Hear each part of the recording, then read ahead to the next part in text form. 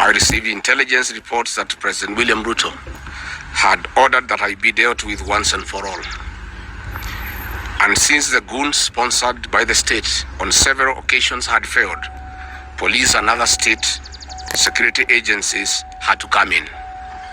At about 11 a.m., same Sunday, 18th May 2025, this information was communicated to the Inspector General of Police, the Director General of the National Intelligence Service, and the Director of Criminal Investigations by the CS Interior Kipchumba Murkomen, and consequently, a killer squad composed of 101 lethal and dreaded officers from the Administration Police and seconded to the National Intelligence Service, accompanied by officers from the DCI, the Anti-Terrorism Police Unit, the General Service Unit, and the regular police were deployed. This killer squad have been carrying out extrajudicial killings and abductions. Yesterday, they were mobilized and cordoned off and blocked all exits from Gatanga constituency. This squad was armed to the teeth and hooded and with masks to conceal their identity because of the heinous acts they wanted to commit on us.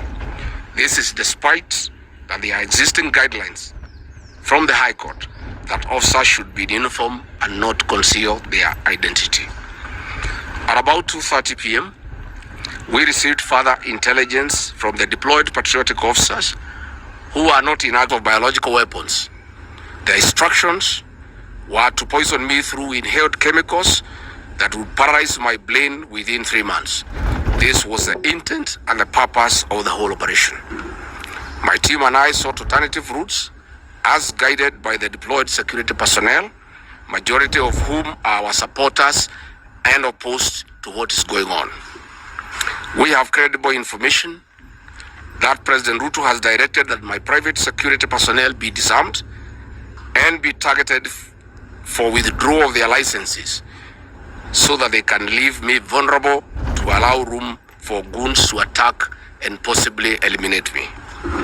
President William Ruto has expressed ungovernable anger that the state-sponsored goons are being overpowered by my private security personnel who are licensed gun holders. President Ruto is furious that the people of Kenya have not forgotten about the Kiambaa church massacre, where children and women were tortured in the 2007 and /8 post-election violence, and is unhappy that I keep on reminding the people of Kenya of the heinous act. I want to say that although Kenyans forgive each other, they cannot forget this, and there is nothing the president can do about it. The president was also utterly livid that I exposed his grabbing of 5-acre piece of land. It is my civic duty as a leader to remind IEBC, all agencies and institutions charged with election management, that they must deliver free, fair, verifiable, and credible election. I have heard the CS Interior and other pretenders to the throne claim that they will not allow political violence. I urge them to walk the talk. Since November 2024, political violence of great magnitude has been meted on me, my family, and my supporters. Not a single case has been prosecuted. For instance, on 28th November 2024, at a solemn funeral service in Limuru, Kiambu County, I was attacked by organized criminal gangs and a police escort. On 28th December 2024, in Shamata, Nyandarua, an inspector of police flanked by criminal gangs threw tear gas canisters at me. On 23rd March 2025, at ACK St. Peter's Cathedral in Nyeri, my convoy was attacked at a church compound by a non-criminal gang and a police escort. On 29th March 2025 in Naivasha town, we were attacked by the police. On 6th April 2025, at a church service in Mwiki, PCA, hooded goons attacked us inside the church. We dismiss with contempt the loose talk by CS Interior that during the DCP party unveiling, where goons dared to cause chaos were fighting for handouts from us. These were state-sponsored but fortunately, they were overpowered by security personnel and supporters. The CS has given instructions that instead of arresting the said goons, they disarm my security personnel to give goons free access to me and my supporters in future occasions. Let it be known that our party DCP has organic support, and we do not pay supporters to attend our meetings the way the government is doing to people to attend their meetings. Finally, let me assure the planners of this violence that you will not stop the cause of the people of Kenya. The one-term movement and the DCP party popularity will not be stopped and will not be slowed down. The cause to liberate Kenya is not about Gachagua. All the leaders with me, wasting time and resources to stop me is a zero-sum game. The people of the Republic of Kenya have said that lies must stop, roads must be built, corruption must stop, abductions and extrajudicial killings must stop, education and health system must work. They are some of the things that are making the people of Kenya restless. We are putting our supporters on high alert that they have the right to express their frustrations if injustice is meted on us. My supporters and I will not be cowed or intimidated by the use of the criminal justice system to manage politics. The drama of waylaying us on roads should be stopped. If the government knows that I've committed a crime known under the laws of Kenya and identified in the penal code, they know all my homes. And I'm here. They know my Wamanyoro home. They don't need to waylay me on the road. Let them just come here, and if we have committed a crime, they can come and arrest me and take whatever action that they want to take. That is the end of the statement. Iko swali? Yes. Yes.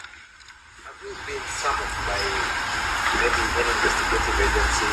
There are concerns that maybe you've snapped some stuff. I have not been summoned by anybody, and I'm waiting if there is any summon. What happened is that they wanted to plant weapons in my convoy, and they wanted to use chemicals so that they can paralyze our brain the way they did to Kenneth Matiba. And that is why we had to take an escape, an alternative route to get here. I would have wished they came here instead of wailing us on the road and using those dreaded criminals who are responsible for abductions and extrajudicial killings. And that squad works under the Director General of the National Intelligence Service. It's 101 officers who are recruited from the administration police, and they have been given special training by the National Intelligence Service, and they are responsible for the abductions and extrajudicial killings. And that is the squad that had been planned yesterday and mobilized so that they can incapacitate me and my people. Yes.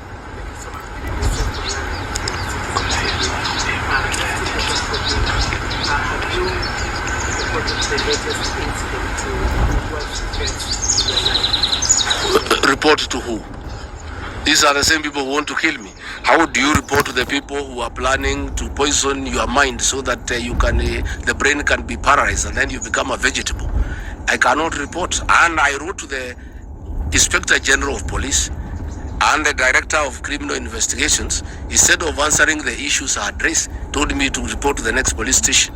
Yet all these things have happened under the cover of the police. So it is useless to go and report to the police. That is why I'm talking to the people to stay calm and express their displeasure by singing. That is no longer going to be the case. And my supporters have blamed me for not allowing them to stand up to intimidation and the wrong things that are being done against their leaders. Therefore, our supporters are on high alert, and they will be part of the leadership and ourselves who will be resisting impunity and intimidation by William Ruto and the government.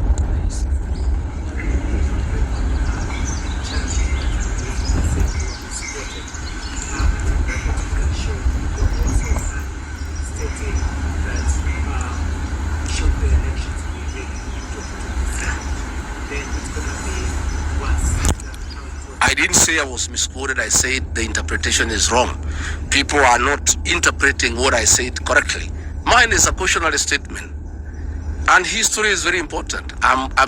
During the finance bill of 2024, I did caution President William Ruto and the cabinet that it will bring problems because I listen to the people of Kenya. When a member of parliament from Rift Valley says that even if the votes are not enough, they all know how to manufacture them. When another leader from Rift Valley say they can rule for 24 years, these are the things that have put the people of Kenya on notice, and people are speaking. And as a responsible leader, I must caution IBC that the people of Kenya are saying, please don't try. And we are saying we must draw parallels from history. And all I was saying is that that has happened before in 2007, and it is possible it can happen now. And I was asking IBC to be patriotic enough to make sure they don't put the country into a crisis. That is all I did. I did not ask anybody to cause violence. I did not say people will fight each other. I just said, let's be careful. This has happened before, and it was bad.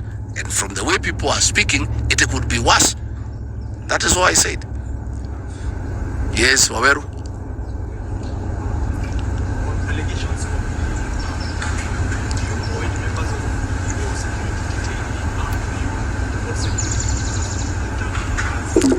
No, I am a licensed firearm holder. I've been licensed as a firearm holder from 1995. Officers who help me are licensed firearm holders within the provisions of the law. We don't carry any illegal weapons. In this country, civilians are allowed to have firearms. And since the government withdrew security around me, and there has been so many attacks against me, it was my responsibility to put up a team of civilian firearm holders to escort me around. And there's nothing that is illegal, and there's nothing that is wrong. Tumesikizana? Asanteni sana.